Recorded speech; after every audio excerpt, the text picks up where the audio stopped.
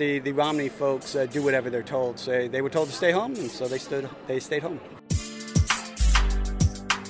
Hi, this is Zach Weissmuller for Reason TV. We're outside of the Republican National Convention floor, where the chairman just called the meeting into order and then immediately recessed. 2012 Republican National Convention stands in recess, subject to the call of the chair.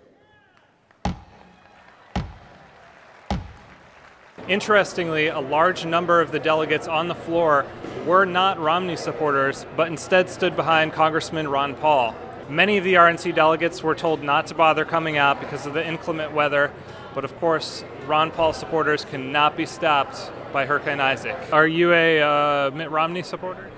I will support him on the ballot in November, but I personally think that Texas Congressman Ron Paul would make much more of a better conservative, constitutionalist, and somebody who could unite the vote. So about 10 members of the Maine delegation lost their seats earlier this week.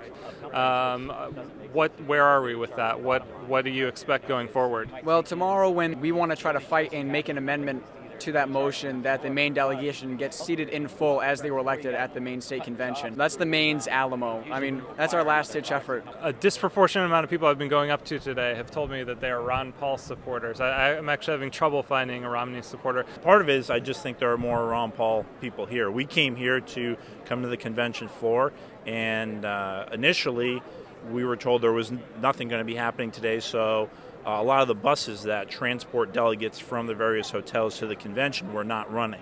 So that's why a lot of the Romney people stayed where they were. For the most part, the Ron Paul delegates are here to actually work, and so if there's something that could be done, we're going to be here to do it. And for the most part, the Romney folks do whatever they're told. So they were told to stay home, and so they stayed home. Okay. But you are bound to cast at least your first ballot for Mitt Romney, correct? According to the rules, the RNC, hopefully they can come out and clarify that. But until then, I think there's so much vagueness in the rules that as a lot of people have interpreted it, delegates are there to vote their conscience. At this convention, there's a small chance that Ron Paul would probably even get the required plurality of 5 states, or depending on how the fight goes in the Rules Committee, it might be raised to an 8-state majority to even speak. These conventions are not supposed to be coronations. They're supposed to be fights on the floor. Let's look at this as a convention, and that the people have elected or duly elected representative states to come out and voice who the states represent.